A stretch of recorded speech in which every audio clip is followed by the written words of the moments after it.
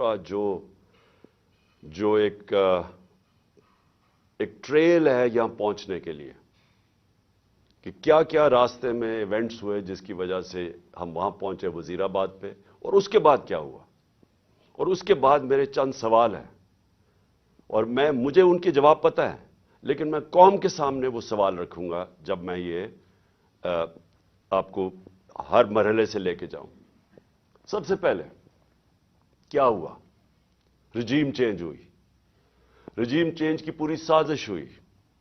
मुझे पता है उस साजिश में कौन कौन मुलव्वस था, किसने क्या प्लानिंग की, क्या उनकी सोच थी, कैसे उन्होंने पैसा चलाया, कैसे हमारे एक आदमी ने फैसला किया गवर्नमेंट गिराने का, कैसे उसने जब हुक्म किया तो हमारे एलाइज हमारे से हटे, कैसे हमारे लोगों को अमेरिकन एम्बेसी में हमारे बैक बेंचर्स को बुला बुला के बातचीत की गई, उनकी मीटिंग्स की गई, और वो सबसे पहले वो लोटा हुए, कैसे उनको पैसे मिले।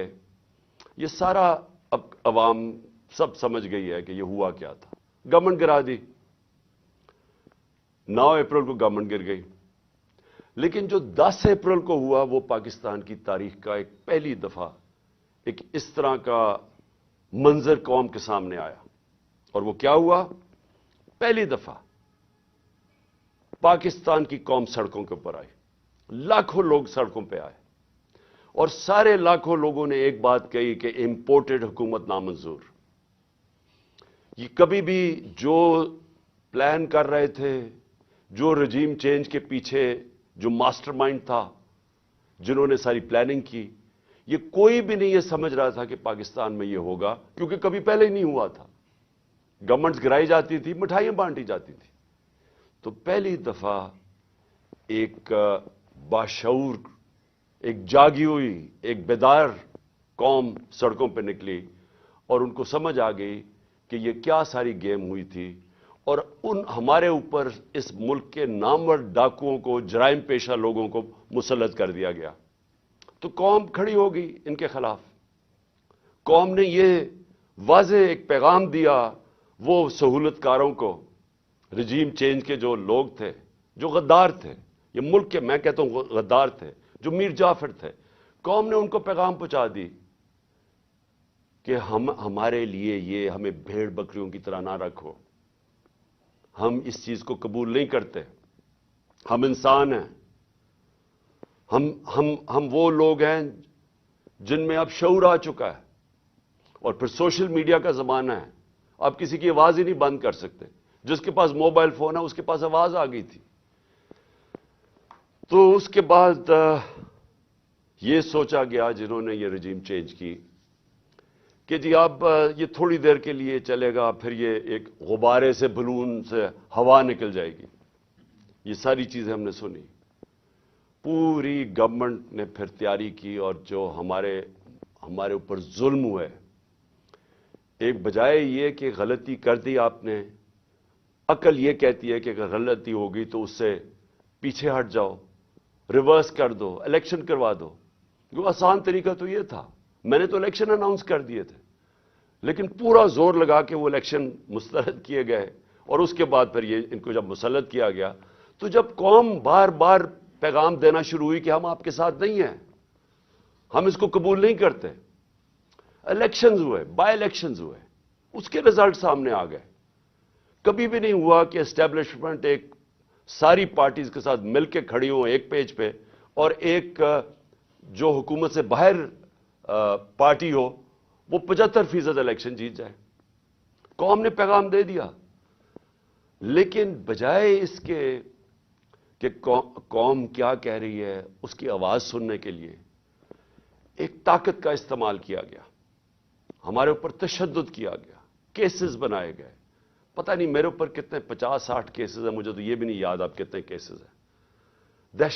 मुझे दहशतगर्दी का केस बनाया गया, पकड़ने आए मुझे पुलिस वाले, और उसके बाद हर किस्म के केसेस हैं डिस्क्वालीफाई करने के लिए, किसी तरह रास्ते से इसे हटाओ। जब पता चल गया कि अवाम इधर खड़ी है, तो फिर भी बजाय अवाम के साथ खड़े होने के, चोरों के साथ खड़े होके कोशिश की गई कि किसी ना किसी तरह इसको रास्ते से हटाया जाए।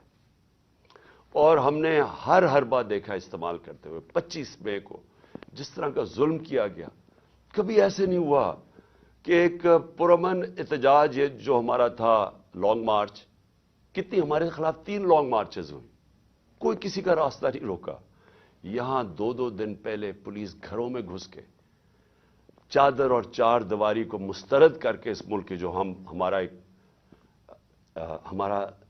ایک اسلامی کلچر ہے، ہم خواتین کی گھر کی رسپیکٹ ہے اس ملک پہ، کہ ہم اس طرح فیملیز کے گھروں میں نہیں رات کے 3 بجے دیواریں چھلانگ کے پولیس گھس جائے.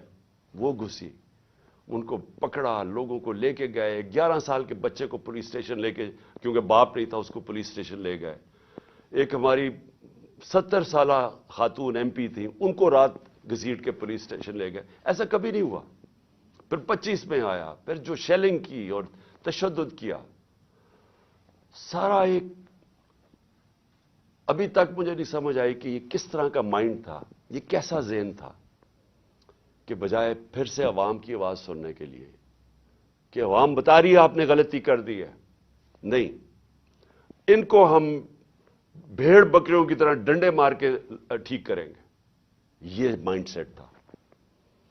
اور پھر جب دوسرا بائی الیکشن آیا، ساری پارٹیز ایک طرف، اسٹیبلشمنٹ ایک طرف، اس کے باوجود جب 75% الیکشن 7 یا 8 الیکشن ہم جیت گئے 11 میں سے، اس کے بعد پھر یہ پلان بنایا گیا. پہلے بھی ایک پلان بنا تھا مجھے مارنے کا. میں نے کہا کہ میں نے 4 لوگوں کے نام میں نے دے کے اور میں نے باہر ایک ویڈیو بنا کے ملک سے باہر بھجوا دی کہ اگر مجھے کچھ ہوتا ہے تو وہ ویڈیو آ جائے گی. اب دوسرا پلان بنا گیا، یہ پلان بی تھا. اور پلان بی، اب ان کو پتا تھا کہ اگر مجھے اسی طرح قتل کرتے ہیں تو ان کے اوپر آ جائے گی، تو انہوں نے ایک اور پلان لے کے آئے. اور پلان کہ جی سلمان تاثیر ٹائپ قتل ہو، دینی انتہا پسند جلال اور جوش میں آ کے اس نے عمران خان کو قتل کر دیا. یہ پلان بنا. اب میں آپ کو اس کا پلان بتاتا ہوں کہ مجھے کب پتا چلا، لیکن یہ شروع کدھر سے ہوا. کیونکہ یہ JIT کی جو رپورٹ ہے اس کے اندر کافی چیزیں آئی ہیں جو میں بعد میں آپ کو بتاؤں گا کہ اگر کسی کو کوئی شک ہے کہ یہ باقاعدہ ایک پلان بن کے مجھے قتل کرنے کی اسکیم بنی تھی، وہ جو میں آپ کو چیزیں بتاؤں گا آپ کے سب کے شک دور ہو جائیں گے، کہ آپ کو واضح ہو جائے گا کہ کتنی بڑی یہ پلان کر کے سازش کی گئی تھی. اور کوشش یہ بتانا تھا کہ یہ دینی انتہا پسند نے کیا. اب میں آپ کو ذرا بتاؤں کہ یہ سیکوینس آف ایونٹس کیا ہوا ہے. 24 اگست ایک وقار ستی ایک ویڈیو لے کے آتا ہے. ویڈیو کدھر بنتی ہے یہ میرا بہت بڑا سوال ہے. یہ کون بناتا ہے یہ ویڈیو؟ اور جیسے بھی اس کے پیچھے جائیں گے آپ کو پتا چل جائے گا. اور مجھے پتا ہے وہ کون تھے، کہ کس نے یہ ویڈیو بنائی. اور ویڈیو کیا ہے؟ عمران خان نے توہین رسالت کر دی، توہین مذہب کر دیا. اور اس کے بعد جناب وہ ویڈیو آگے نکلتی ہے. جاوید لطیف پریس کانفرنس کرتا ہے 14 تاریخ کو، 14 سپٹمبر کو، اور وہ یہ کہتا ہے کہ جناب عمران خان نے بڑا ظلم کر دیا دین کے خلاف. بڑا یہ اس نے لوگوں کے اندر وہ کیا ہے کہ اس نے دین کی کیونکہ کیا ہے تو لوگوں میں اب بڑا غصہ ہے اس کے خلاف.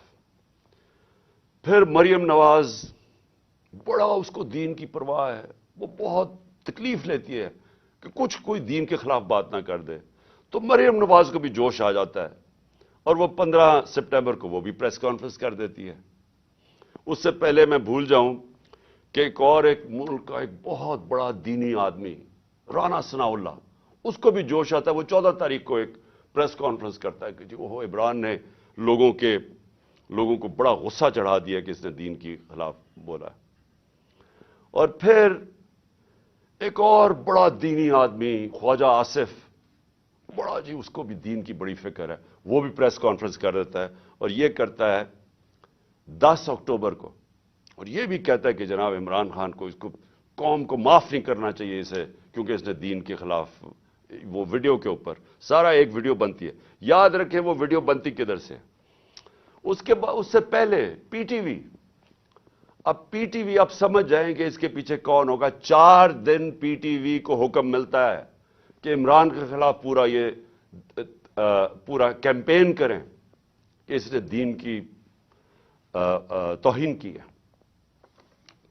میں صرف اب پہلے یہ جو بڑے آپ کو میں نامور نام بتائے ہیں جن کو دین کی بڑی فکر ہے، مجھے ذرا بتائیے 30 سال سے یہ دونوں جماعتیں اقتدار میں ہیں، مجھے بتائیں کہ کبھی انہوں نے جا کے پاکستان سے باہر کی بات کر رہا ہوں، کبھی انہوں نے دین کا نام لیا؟ کبھی ان کو فکر ہوئی ہے دین کی؟ یہ ان کی آپ سٹیٹمنٹس اٹھا کے دیکھیں، یہ باہر جا کے ایک ہی بات کرتے رہے. میں 90 کی دہائی سے بات کر رہا ہوں کہ جی ہمیں مدد کر دو مغرب، امریکہ ہمیں مدد کر دے، کیونکہ اگر ہم نہیں ہیں تو دینی انتہا پسند پاکستان کے اوپر آ جائیں گے، بنیاد پرست دین کو پاکستان کے اوپر چھا جائیں گے. کیونکہ یہ ڈراتے تھے ایران کے اندر جب خمینی کی انقلاب آیا، اسلامی انقلاب آیا، تو یہ ہمیشہ جا کے مغرب کو خوش کرتے تھے کہ پاکستان میں بھی وہ انقلاب آ جائے گا اگر ہماری اب مدد نہیں کرتے.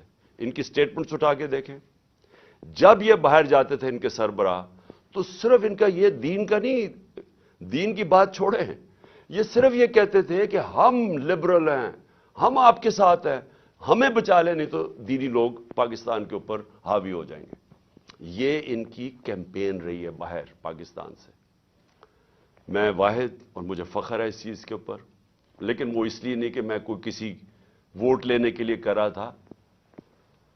یہ میرا عقیدہ ہے، یہ میرا ایمان ہے، اور صرف جس کا ایمان ہو تو وہ جس طرح کی باتیں کر سکتا ہے. اور مجھے بتانے کی ضرورت نہیں ہے کہ ہر انٹرنیشنل فورم پہ میں نے اپنے جو ہمارے مسلمانوں سے زیادتیاں ہوتی ہیں جو مغرب میں رہتے ہیں، اسلاموفوبیا، اور پھر جو نبی صلی اللہ علیہ وسلم کی شان میں گستاخی کی جاتی ہے، اس کے اوپر واحد میں چیلنج کرتا ہوں، میں واحد وہ پاکستان کا پرائم منسٹر ہوں جس نے اس کی بات کی ہے. ہر انٹرنیشنل فورم پہ بات کی ہے میں نے. اور پھر سے میں ریپیٹ کرتا ہوں کہ میں کسی کو خوش کرنے کے لیے نہیں کر رہا، یہ میرا ایمان کا حصہ ہے. اور میں نے اس لیے نہیں کی کہ میں وہ جا کے کوئی پوائنٹ سکورنگ کر رہا تھا مغرب میں جا کے. میں مغرب کو بڑی اچھی طرح جانتا ہوں. میں جو ہمارے ملک پاکستان کے لوگ مغرب میں رہتے ہیں اور مسلمان مغرب میں رہتے ہیں، مجھے پتہ ہے ان کے اوپر کیا دشواریاں گزرتی ہیں. مجھے پتہ ہے ہندوستان میں اس وقت مسلمانوں کے اوپر کیا ہو رہا ہے، جو مسلمان ہندوستان میں. اس لیے میں نے ہر فورم کے اوپر یہ بات اٹھائی. میں اپنے جو لوگ جو مشکل وقت سے گزرتے ہیں، جو ان ملکوں میں رہ رہے ہیں، میں نے ان کے لیے بات کی کہ بڑے مشکل حالات میں وہ گزرتے ہیں، ان کو چھیڑتے ہیں، برا بھلا کہتے ہیں، اور عورتوں نے جب اپنا سر کور کیا ہو ان کو جا کے گالیاں نکالتے ہیں کئی دفعہ سڑکوں کے اوپر. اور جو مسلمان لگے، یعنی جس کی داڑھی ہو، اور وہ جو لگتا تھا، اب تو خیر داڑیاں ٹرینڈی ہو گئی ہیں، تو ان کے اوپر یہ باتیں ان کو آوازیں لگاتے تھے لوگ. تو میں نے ان کے لیے کہا تھا. اور پھر یہ جس طرح سارے ہمارے مسلمانوں کو تکلیف ہوتی ہے، ہمیں وہ تکلیف پہنچتی ہے جب ہمارے نبی صلی اللہ علیہ وسلم کی شان میں گستاخی کی جائے، تو یہ میں نے ہر فورم پہ اٹھایا. اس کے اوپر یہ پروگرام تیاری ہو رہی ہے کہ جناب وہ آدمی دین کی توہین کر رہا ہے. اور یہ اس لیے نہیں کر رہے تھے کہ ان کو یہ جو لوگ ہیں، یہ جو لٹیروں کے میں نام لے رہا ہوں، یہ سارے نامور ڈاکو ہیں جن کے میں نے نام لیے. رانا ثناءاللہ بدماش ہے، سارا فیصلہ آباد میں جانتا ہے، ان کو کوئی دین سے تعلق نہیں ہے. یہ سارا پلان بن رہا تھا، یہ ایک سکرپٹ کے مطابق چل رہے تھے. مجھے اندر سے 3.5 سال میں گورنمنٹ میں رہا ہوں، میری اندر سے ظاہر ہے میرے کنیکشنز ہو گئے تھے. مجھے اندر سے ایجنسیز کے اندر سے پیغام آیا کہ یہ پلان بن رہا ہے آپ کو قتل کرنے کا، دین کے نام پہ، وہی سلمان تاثیر والا قتل. تو میں نے پھر 2 جلسوں کے اندر اس کی بات کی. میں نے 7 اکتوبر کو میرا ایک جلسہ تھا، اور اس سے پہلے 24 سپٹمبر کو میرا جلسہ تھا. ان دونوں جلسوں میں نے یہ بتایا کہ یہ پلان بن رہا ہے مجھے قتل کرنے کا. کیونکہ وہ جو 4 تھے بند کمروں میں جنہوں نے فیصلہ کیا تھا، انہوں نے یہ سوچا ہوگا کہ اگر وہ قتل تو ان کے نام آ جائیں گے. لہٰذا انہوں نے اس اسٹیپ پر ڈالا کہ جی وہ دینی انتہا پسند اشتعال میں آ کے اس نے عمران خان کو قتل کر دیا. یہ پلان بنا تھا اور ان کو پتا تھا کہ اس سے ان کو ان کے اوپر سے اتر جائے گی بات. تو یہ ساری پلاننگ بندی شروع ہوئی تب سے. اور پھر وزیر آباد، اب وزیر آباد میں کیا ہوتا ہے میں ذرا آپ کو پھر زیادہ بتا دوں، یاد کرا دوں کہ ہوا کیا. وزیر آباد میں وہ جب اس لڑکے نے گولیاں چلائیں، یہ جو نوید یا جو بھی اس کا نام تھا، تو سب سے پہلے ایک چیز یاد رکھیں کہ اس نے پسٹل سے ریپڈ فائر کیا. میں آپ کو یہ بتا دوں میں نے پسٹل شوٹنگ کی ہوئی ہے. پسٹل شوٹنگ کے اندر اگر آپ سنگل شاٹ بھی چلاتے ہیں اور اگر آپ پریکٹس نہ ہو تو وہ بھی اوپر چلا جاتا ہے. کبھی ٹرائی کر کے دیکھ لیں. لیکن اگر آپ ریپڈ فائر کرتے ہیں تو وہ ناممکن ہے، جب تک آپ کو پریکٹس نہ ہو وہ ناممکن ہے کہ وہ سیدھا اوپر نہ چلا جائے. اس لڑکے نے، اور اگر وہ پیچھے سے وہ ابتسام ہمارا ہیرو نہ آتا، وہ بھی اللہ نے بچانا تھا مجھے، وہ نہ اوپر اس کے ہاتھ کرتا تو وہ یہ ساری گولیاں اوپر لگنی تھی. وہ کیونکہ اس کا ہاتھ لگتا ہے وہ اس کی گولیاں نیچے لگتی ہیں. لیکن اس کا ہاتھ ایسے جاتا ہے، وہ اوپر نہیں جاتا. اس کا مطلب وہ ٹرینڈ آدمی تھا. تو وہ ادھر سے گولی آتی ہے. لیکن جب میں گر رہا تھا، میری ٹانگ پہ جب گولیاں لگیں، کیونکہ ٹانگ پہ جب گولیاں لگی میں گر گیا، تو جب میں گر رہا تھا میرے اوپر سے گولیاں، اور مجھے واضح ہوا کہ دو مجھے سنے، ایک اس کا برسٹ سنا اور اس کے اوپر ایک اور میں نے دو برسٹ، یعنی کہیں اور سے بھی گولیاں آئیں. میں کہتا رہ گیا کہ سامنے سے گولیاں آئی ہیں، کیونکہ مجھے اوپر سے گولیاں میرے گزری جب میں گر رہا تھا. تو ایک دم میں ابھی ہاسپٹل پہنچتا ہی نہیں ہوں، شوکت تھانہ پہنچتا نہیں ہوں، اس کی سٹیٹمنٹ آ جاتی ہے، ایک ریکارڈ کر کے اس کی سٹیٹمنٹ آ جاتی ہے. اور ریکارڈ سٹیٹمنٹ کیسے آتی ہے؟ اس کی ریکارڈڈ سٹیٹمنٹ آتی ہے کہ میں اکیلا تھا. یہ سب سے امپورٹنٹ چیز ہے. کسی نے اس کو پروگرام کیا ہوا تھا. اگر آپ کو شک بھی ہونا کہ یہ آدمی، یہ طوطا اس کو پڑھایا نہیں ہوا تھا، تو اس کی آپ پہلی سٹیٹمنٹ سن لیں کہ میں اکیلا تھا. کیا ضرورت ہے آپ کو کہنے کی میں اکیلا تھا؟ آپ نے تو یہ پڑھایا گیا نا کہ جی میرا بڑی توہین ہو گئی مذہب کی، اس لیے میں نے عمران خان کو مار دیا. اسکرپٹ تو یہ تھی. اکیلا کدھر سے ایڈ ہو گیا؟ اس لیے اکیلا تھا کیونکہ اگر اور تھے تو اس کا مطلب کہ دینی انتہا پسند نے نہیں مارا. اگر اور پتہ چل جائے گولی مارنے والے، تو اس کا مطلب کہ پورا ایک پروگرام بنا ہوا تھا عمران خان کو قتل کرنے کا. تو اس لیے اس نے میں اکیلا تھا. اور اس کی جو پہلی سٹیٹمنٹ تھی وہ بھی بڑی مزیدار ہے.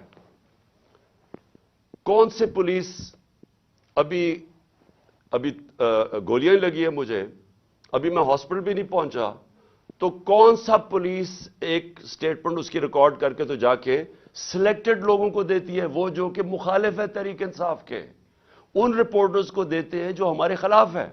اب یہ ذرا سنیں، اس کی سٹیٹمنٹ آتی ہے اور سٹیٹمنٹ ریکارڈ کون کرتا ہے؟ ڈی پی او گجرات اپنے فون سے اس کی سٹیٹمنٹ ریکارڈ کراتا ہے، اور ڈی پی او گجرات اس کے فون سے کدھر جاتی ہے سٹیٹمنٹ؟ وہاں رکتی نہیں ہے سٹیٹمنٹ. یعنی چلیں اگر آپ اپنے لیے، آپ نے پولیس نے اپنے لیے سٹیٹمنٹ رکانی چلے وہ بھی مان لیں، لیکن نہیں، ابھی تفتیش بھی نہیں ہوئی، ایف آئی آر بھی نہیں کٹی، اور وہ سٹیٹمنٹ کس کو بھیجتا ہے؟ اب ذرا دیکھ لیں. وہ ریکارڈ کرواتا ہے 1 گھنٹے کے بعد سٹیٹمنٹ، لیکن 6:01 میں غریدہ فاروقی ٹویٹ کرتی ہے. وہ 6:02 وقار ستی، جس نے پہلے ویڈیو ریلیز کی تھی، وہ ٹویٹ کرتا ہے. 6:02 میں مرتضی سلنگی ٹویٹ کرتا ہے. وہ حامد میر 6:03 میں ٹویٹ کرتا ہے. اور جو آپ کو پتا ہے کہ ہمارا کتنا خیر خواہ چینل ہے جیو نیوز، وہ 6:04 پہ کرتا ہے ٹویٹ، یعنی پروگرام اس کے دکھاتا ہے وہی اس کی سٹیٹمنٹ. اور پھر سما آپ کو اگلا پتا کہ وہ ہمارا کتنے خیر خواہ چینل ہے، یعنی چن کے ان چینلز کو ہی بھیجا جاتا ہے. وہ کرتا ہے, وہ بھی 6 بجے کے 4 منٹ پہ کرتا ہے, اور اس کے بعد پھر باقی چینلز آتی ہیں. تو سب سے پہلے ڈی پی او جو سٹیٹمنٹ ریکارڈ کراتا ہے اس کی, وہ سب سے پہلے جاتی ہے ان رپورٹرز کو جو کہ سب کو پتا ہے کہ اس وقت تحریک انصاف کے مخالف ہیں. تو اب سوال یہ ہے کہ ڈی پی او تو ہمارا ہے, پنجاب گورنمنٹ تو ہماری ہے, تو ہمارا اپنا ڈی پی او ریکارڈ کروا کے سٹیٹمنٹ بھجواتا کدھر ہے؟ اور پھر جو اگلا سوال یہ ہے کہ ہمیں یہ ڈی پی او کی کوئی سٹیٹمنٹ آئی کہ جی شروع میں کوئی عجیب سی سٹیٹمنٹ اس کی آئی, تو میں یہ بھی چاہتا ہوں کہ سارے آپ دیکھ لیں کہ ڈی پی او کیسے, کیونکہ یہ سی سی ٹی وی فوٹیج پہ آ گیا.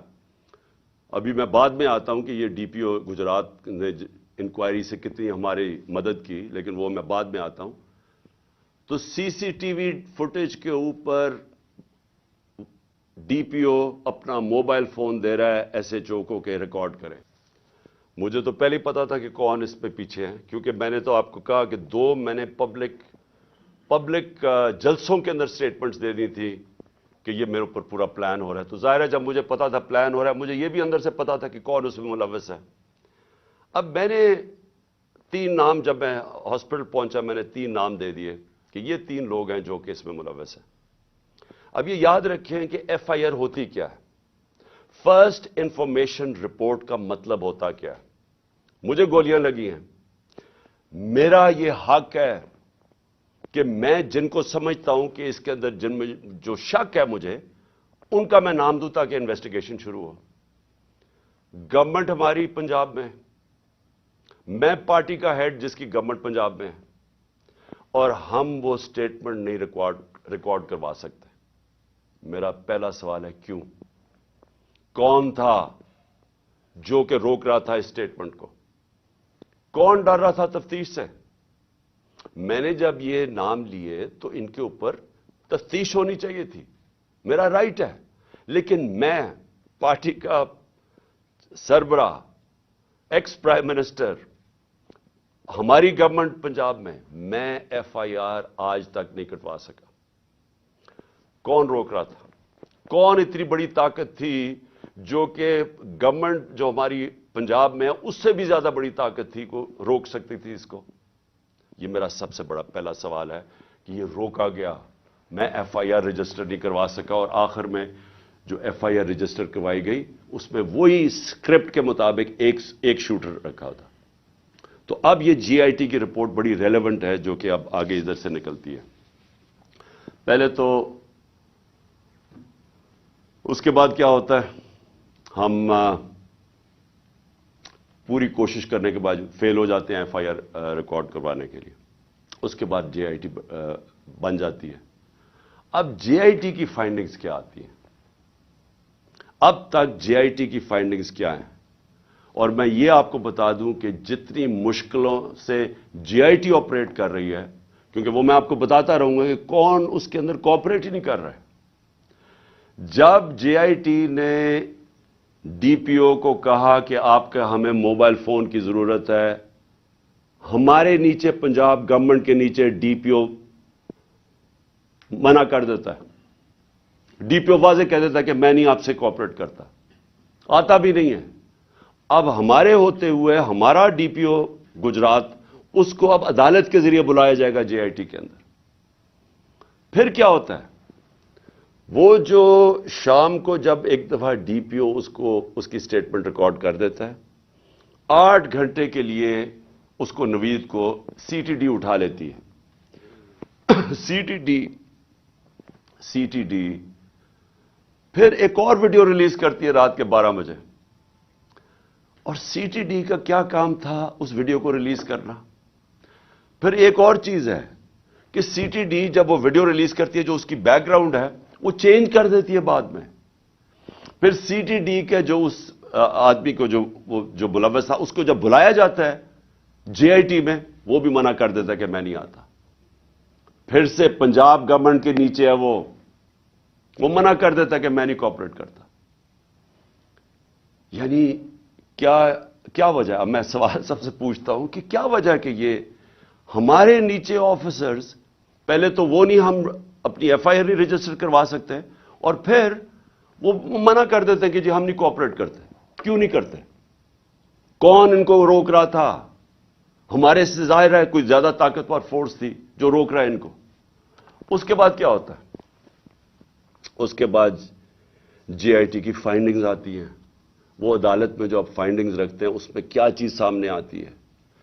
نمبر 1 کہ 3 شوٹر تھے، 2 نہیں تھے، 3 شوٹر تھے.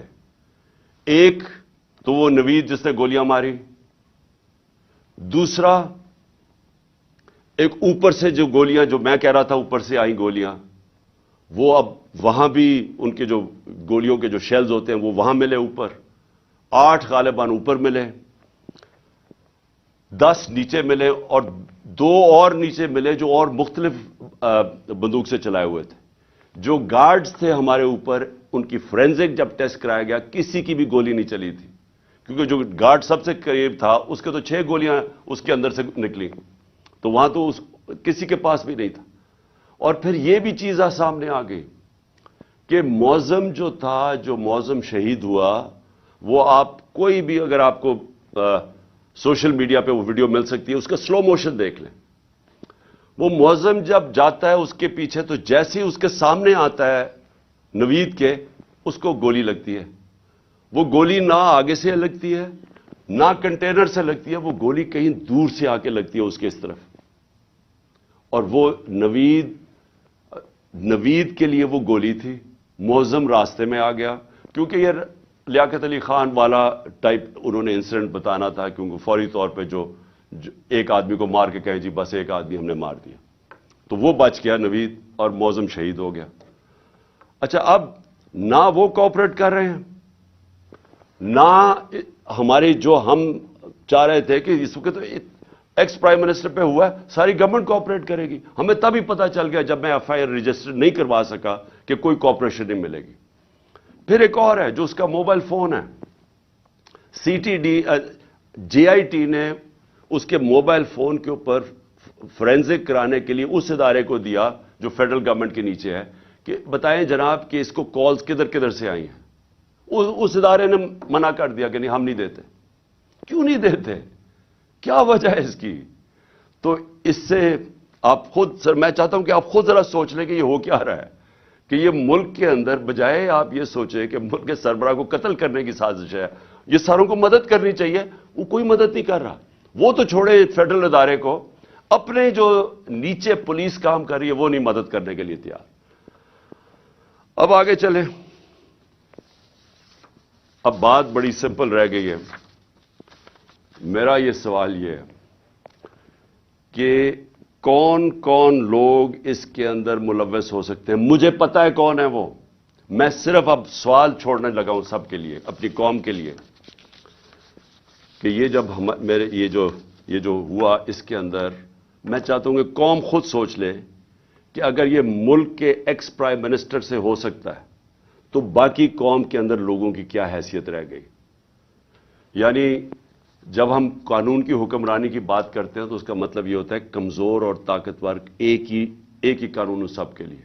تو یہاں تو اب واضح ہو جانا چاہیے کہ اگر ایکس پرائم منسٹر اور سب سے بڑی پارٹی کے سربراہ اگر اس سے زیادہ طاقتور لوگ ہیں تو وہ بھی نہیں انصاف لے سکتا.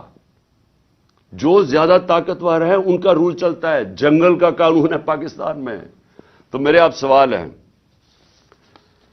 میں سب سے پہلے پھر شروع کرتا ہوں.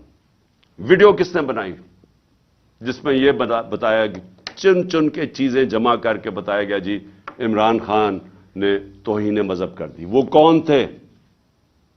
وہ کون سا ادارہ تھا؟ مجھے پتا ہے وہ کون سا ہے، لیکن میں آپ سب کے سامنے چھوڑ رہا ہوں، اور میں امید کرتا ہوں کہ جب یہ جے آئی ٹی ان لوگوں کو بلا کے سوال پوچھے گی تو ہم سب کو بتا سکیں گے وہ کون ہے. دوسرا کہ جو میں پہلے کیوں نہیں ایف آئی آر میں کروا سکا؟ وہ کون پاور تھی جس نے روکا ایف آئی آر کو؟ مجھے پتا ہے وہ کون تھی، لیکن یہ میں سوال چھوڑتا ہوں. ڈی پی او گجرات کے اوپر میرے 2 سوال ہیں. کس نے اسے کہا تھا کہ یہ ویڈیو بھیجے ان صحافیوں کی طرف؟ کس نے کہا تھا کہ پہلے ہمارے مخالف صحافیوں کے پاس ویڈیو کیسے پہلے پہنچ گئی؟ کس نے بھجوائی تھی؟ کس نے ان کو حکم کیا تھا؟ مجھے پتا ہے وہ کون تھا۔ اور پھر سی ٹی ڈی، کس نے کہا تھا سی ٹی ڈی کو یہ ویڈیو بنانے کا، جو انہوں نے رات کے 12 بجے دوسری ویڈیو ریلیز کی؟ وہ کون تھا؟ وہ پنجاب گورنمنٹ تو نہیں تھی، تو وہ کون، کس نے ان کو کہا تھا کہ آپ بھیجیں؟ اور پھر وہ پیچھے بیک گراؤنڈ چینج کرنے کی کیا ضرورت تھی؟ اگر آپ کو کسی چیز کا ڈر ہی نہیں، آپ تفتیش کر رہے ہیں، تو یہ ایک دم وہ چینج کیوں کرنے، کیوں ثبوت چھپا رہے تھے؟ اور پھر جے آئی ٹی کے اندر سے چیزیں لیک ہوئیں اور ایک مخالف ہمارے اگینسٹ بولتا ہے، اس اینکر کو پہنچائی گئی۔ وہ کس نے پہنچائی تھی؟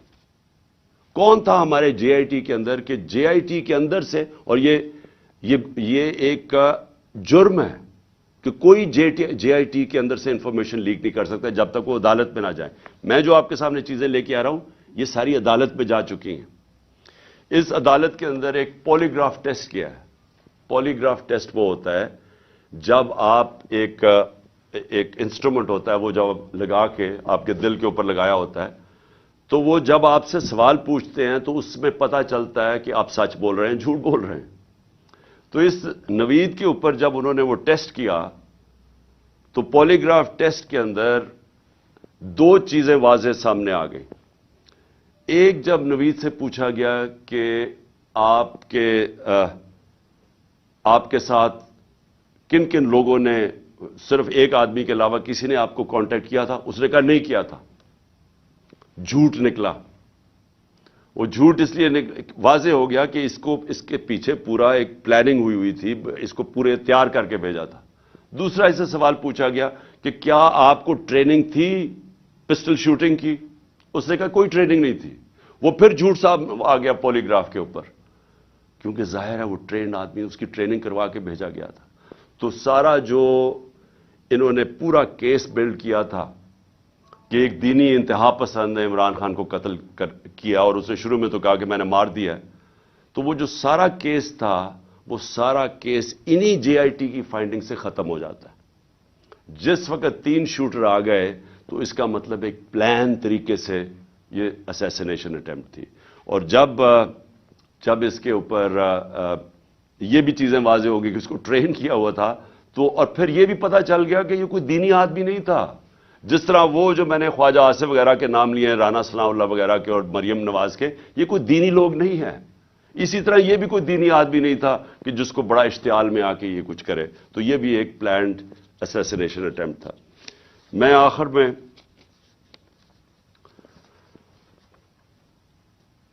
میں سوال پوچھنا چاہتا ہوں ان لوگوں کو جو اس ملک میں طاقت رکھتے ہیں۔ میں ان لوگوں سے آج سوال پوچھنا چاہتا ہوں جو مجھے پتہ ہے اس کے پیچھے تھے۔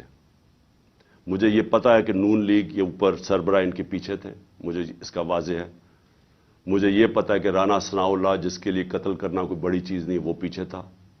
مجھے پتہ ہے کہ شہباز شریف، جس نے ایکسٹرا جوڈیشل کلنگ میں، اس کے اوپر رپورٹ ہے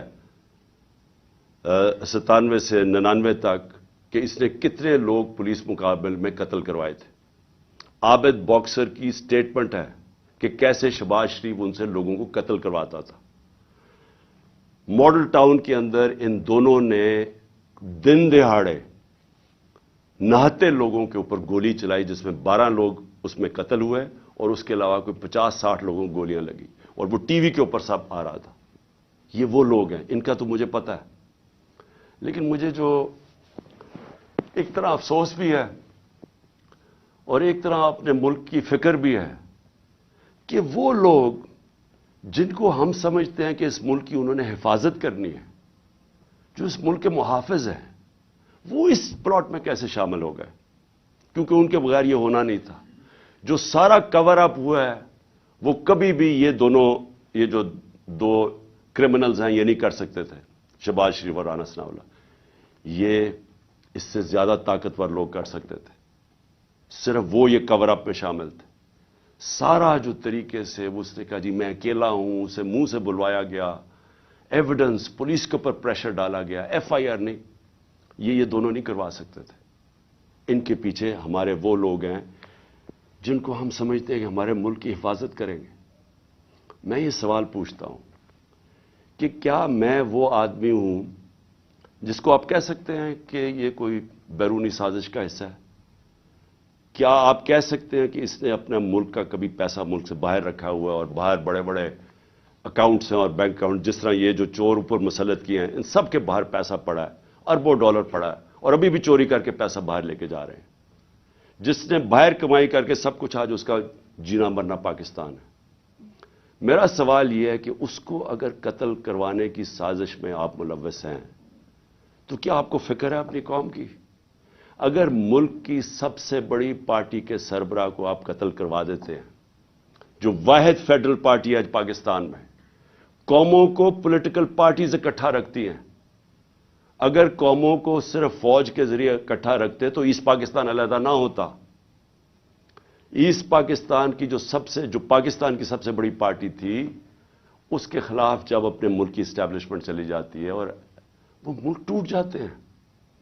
اگر آپ وہ پارٹی کے سربراہ کو ختم کرنا چاہتے ہیں جو واحد اس وقت ملک کا ایک ملک کی فیڈریشن کی اس وقت ایک ہی آدمی ہے جس کی ساری جگہ ووٹ بینک بھی ہے، جو اکٹھا بھی رکھ سکتا ہے، تو یہ کس کے لیے کیا جا رہا ہے؟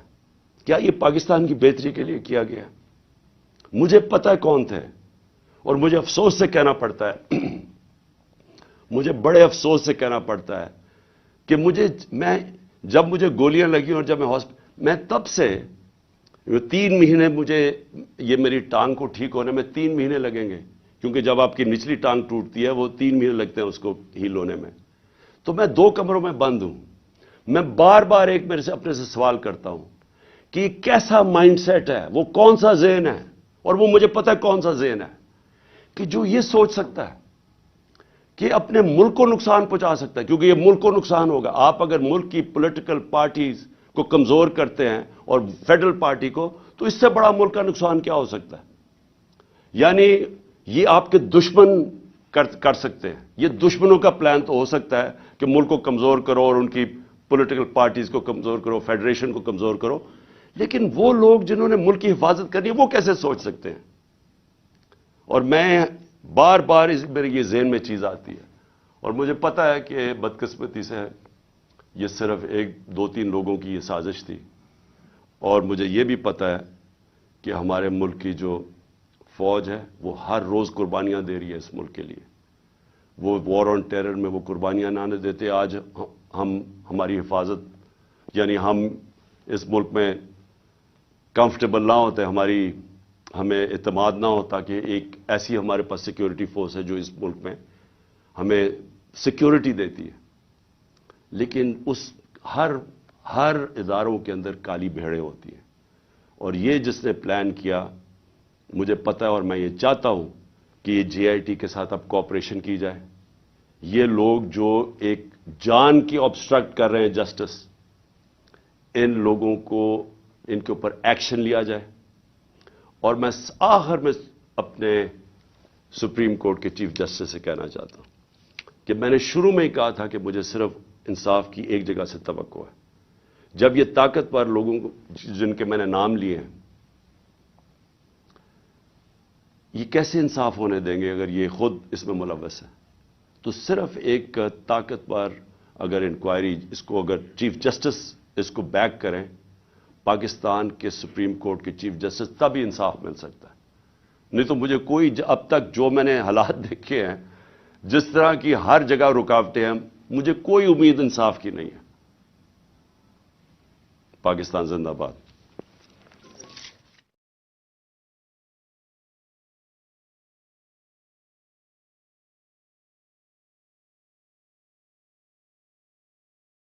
میری ازمپشن یہ ہے، یہ سن کے یا خیال یہ ہے کہ انہوں نے پرویز الہی صاحب سے بھی بات کی ہو۔